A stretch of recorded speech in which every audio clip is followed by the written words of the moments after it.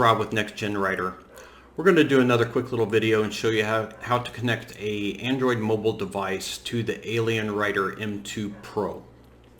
So when you boot your device for the first time, you'll come to the home screen, and to connect your phone you'll want to select Phone Link. Now it'll be defaulted to CarPlay, so you'll want to switch to Android Auto.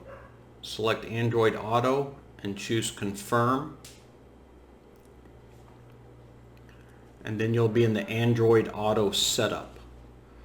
On your mobile phone, you'll select Settings, and you'll want to go into the Bluetooth settings, and you're going to look for the M2 Pro to show up here in Bluetooth.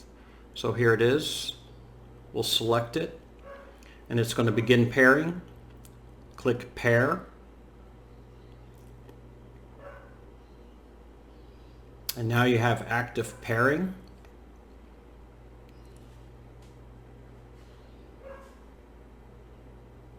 We'll just wait. And it goes into mirroring. It's a bit slow. I think that's mostly my phone. I don't have the best Android phone. So now we're mirroring.